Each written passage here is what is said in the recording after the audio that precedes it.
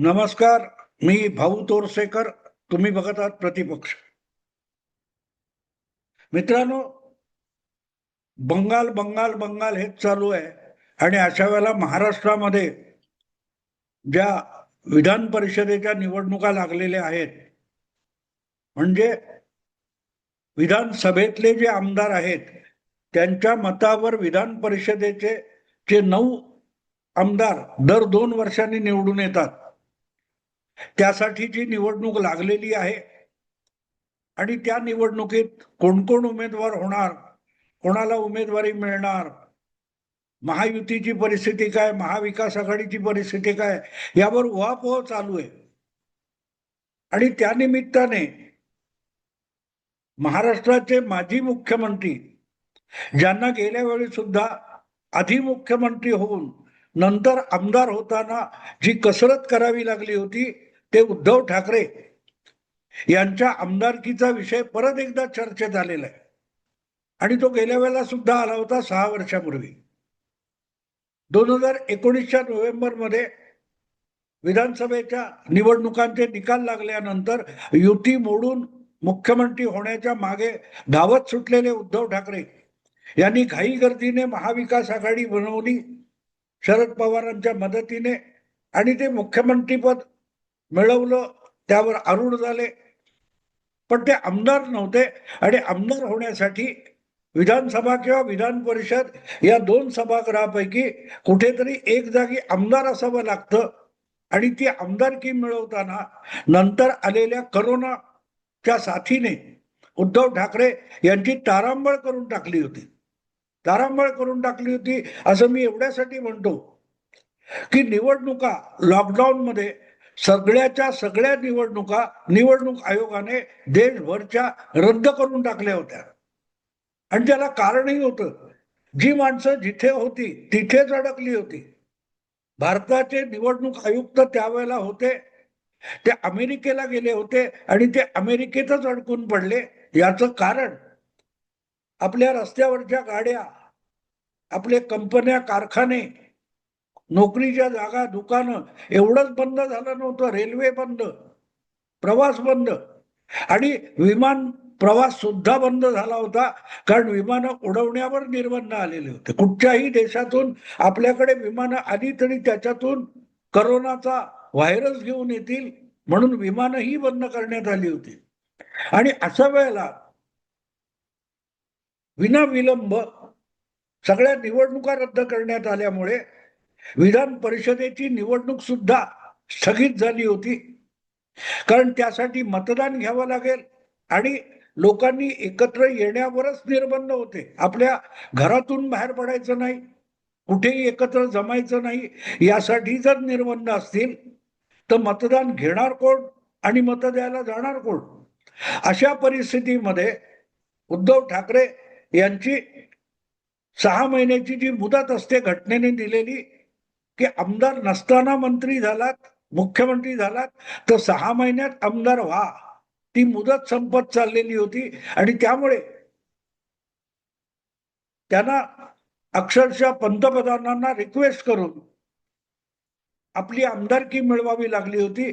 आणि तडजोडीने जितक्या जागा रिकाम्या आहेत तितक्याच संख्येने उमेदवार आले तर बिनविरोध निवडणूक घेता येईल, मतदानाची भानगड होणार नाही, लॉकडाऊनला अडचण होणार नाही, हे ठरलं होतं. तुम्हाला आठवत असेल. आणि त्यामुळे उद्धव ठाकरेंची तारांबळ उडाली होती. राज्यपाल त्यांना नेमलेला आमदार करायला तयार नव्हते आणि निवडणूक आयोग निवडणूक घ्यायला तयार नव्हता. अशा वेळेला पंतप्रधानांनी हस्तक्षेप केला आणि अमेरिकेत अडकलेल्या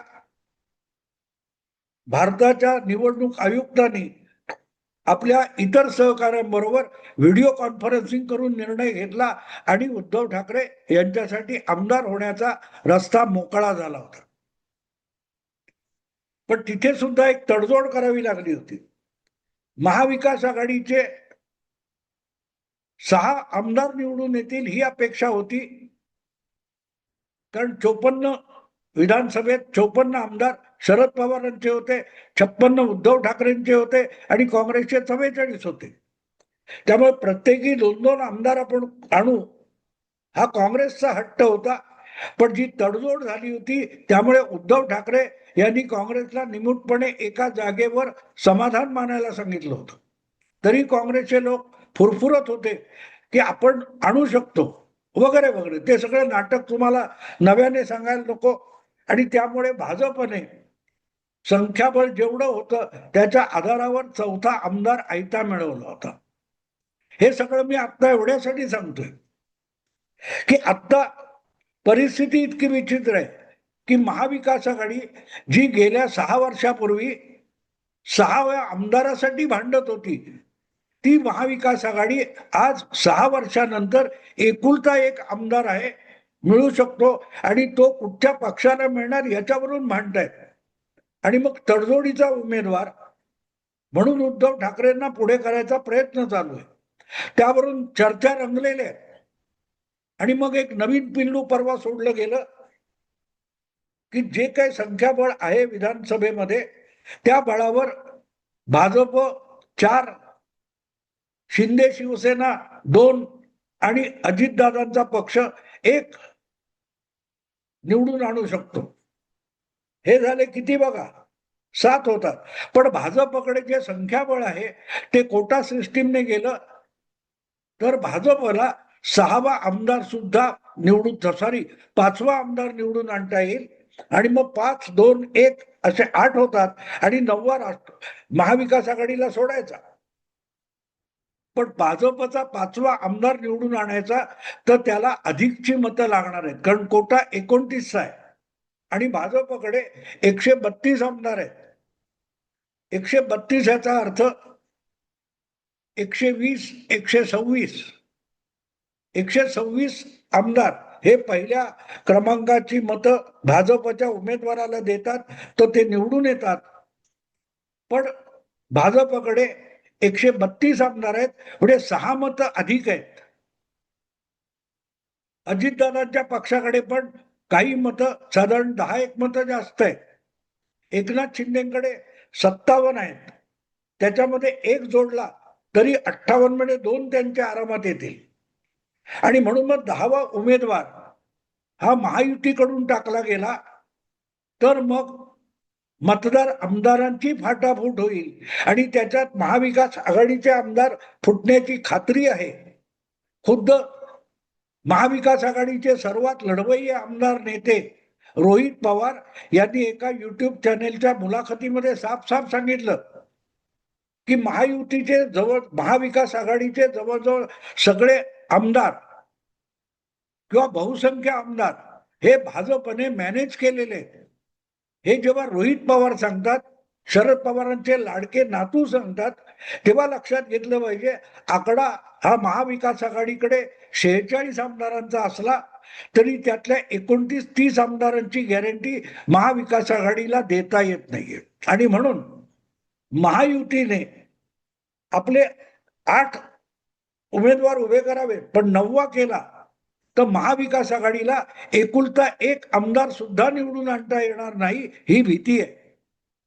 आणि त्यासाठी मग एक प्रकारे उद्धव ठाकरे यांचा फुटबॉल केला जातोय, तो पत्रकारांकडून केला जातोय, तसाच तो महाविकास आघाडीकडून आणि महायुतीकडूनही केला जातोय. काँग्रेसने साफ सांगून टाकले की उद्धव ठाकरे हाच उमेदवार असेल तर मग आम्ही त्याला महाविकास आघाडीचा उमेदवार म्हणून पाठिंबा देऊ. पण शिवसेना उबाठाकडून जर उद्धव ठाकरे उमेदवार नसतील तर काँग्रेस पण आपला उमेदवार उभा करेल, कारण काँग्रेसकडे 16 आमदार आहेत, शरद पवारांकडे 10 आमदार आहेत आणि तुमच्या उद्धव ठाकरेंकडे 20 आमदार आहेत. उद्धव ठाकरेंना आपल्या पक्षाचा आमदार 1 निवडून आणायचा तरीही आणखीन 10-9 विधानसभा आमदारांची गरज आहे. आणि याचा जो खेळ माध्यमातून चाललाय तो बघितल्यानंतर मला उद्धव ठाकरेंची दया आली. उद्धव ठाकरेंना मला खात्री आहे त्यांना आमदार वगैरे होण्याची इच्छा नाही. त्यांनी विधानसभेचा आमदार म्हणून, विधान परिषदेचा आमदार म्हणून अशी कुठचीही मोठी कामगिरी केली नाही, एकदा चांगलं भाषण केलं नाही. अगदी मुख्यमंत्री म्हणून सुद्धा विधानसभा आणि विधान परिषदेमध्ये उद्धव ठाकरे जे काय करत होते ते बघितल्यावर लक्षात येतं त्यांना कुठच्याही संवैधानिक किंवा वैधानिक कामामध्ये काडीचाही रस नाही. जायचं एक आठवड्यातून एकदा हजेरी लावून आले की भत्ते आणि पगार चालू होतो, तेवढ्या पुरते उद्धव ठाकरे जातात. आणि मुख्यमंत्री म्हणून सुद्धा त्यांना मंत्रालयात जाण्याचा तिटकारा होता.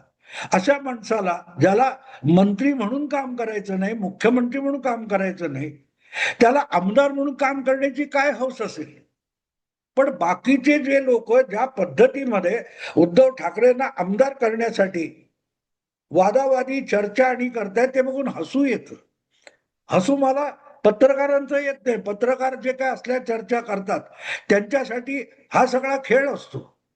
पण त्याच्यामध्ये उद्धव ठाकरे माजी मुख्यमंत्री आहेत, त्यांचा फुटबॉल केला जातोय. आणि मग मी जेव्हा ह्या चर्चा ऐकतो तेव्हा मी बारकाईने ते समजून घेण्याचा प्रयत्न केला, तेव्हा मला असं वाटतं की हा फक्त पत्रकारांकडून होणारा खेळ आहे असं मला वाटत नाही. हे ठरवून काही राजकारणी लोक आणि काही पत्रकार मिळून उद्धव ठाकरे यांचा फुटबॉल खेळतायत असं मला प्रामाणिकपणे वाटतं, अगदी प्रामाणिकपणे वाटतं.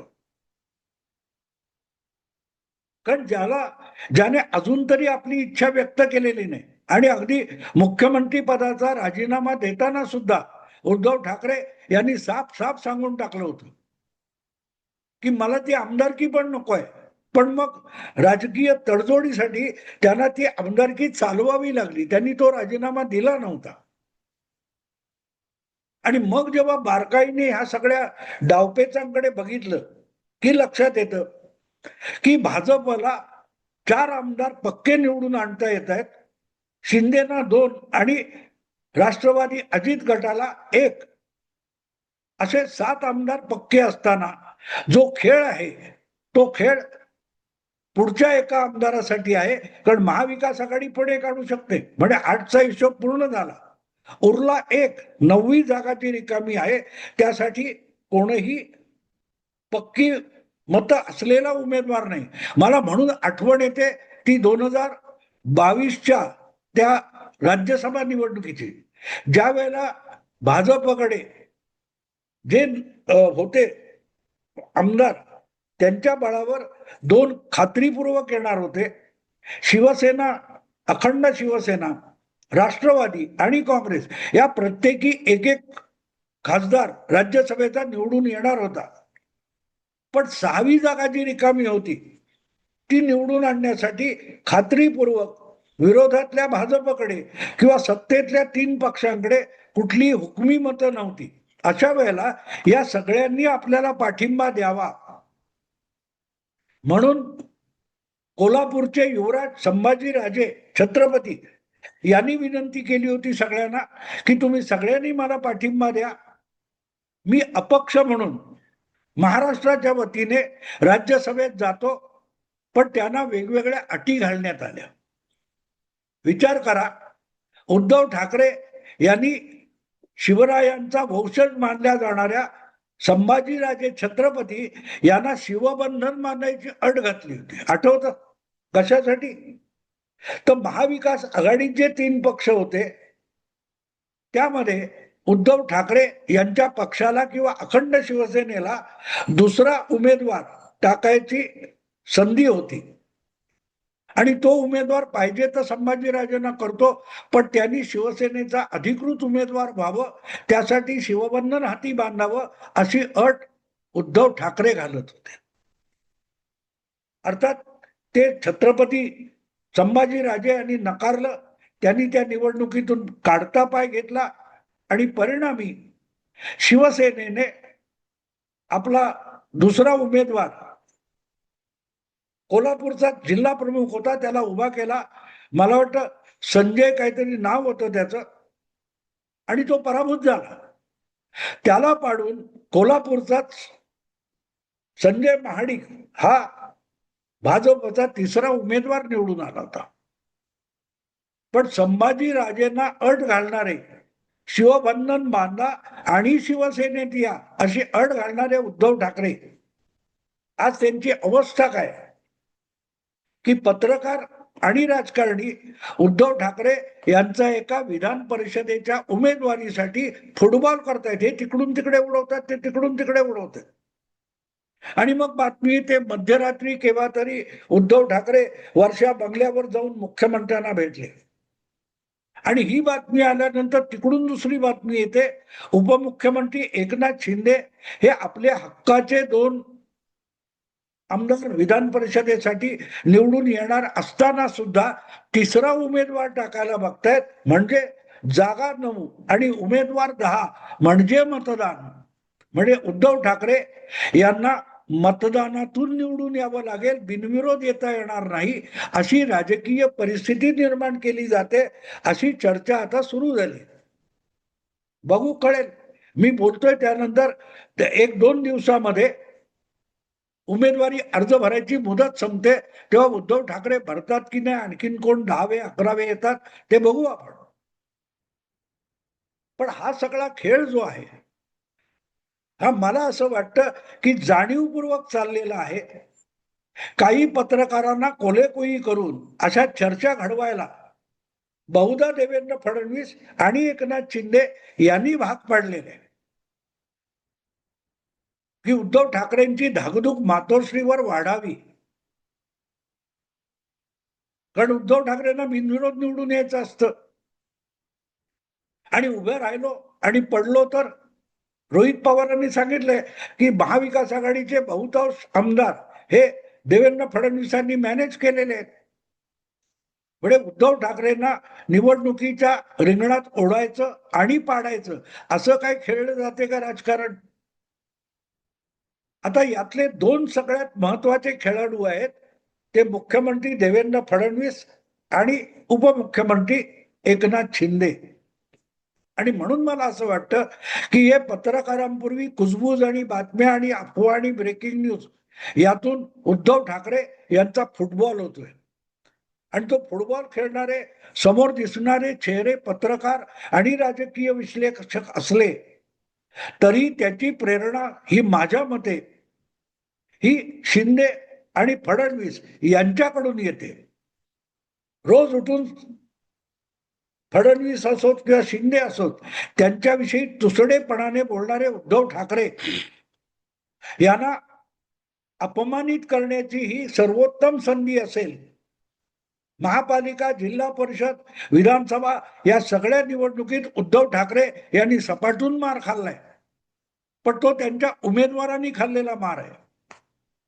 प्रत्यक्ष उद्धव ठाकरे यांना निवडणूक लढवण्याच्या भरीस घालायचं आणि निवडणुकीत पराभूत करायचं असा काहीतरी गेम हे 2 मोठे खेळाडू एकनाथ शिंदे आणि देवेंद्र फडणवीस खेळतायत अशी माझ्या मनात आशंका आहे.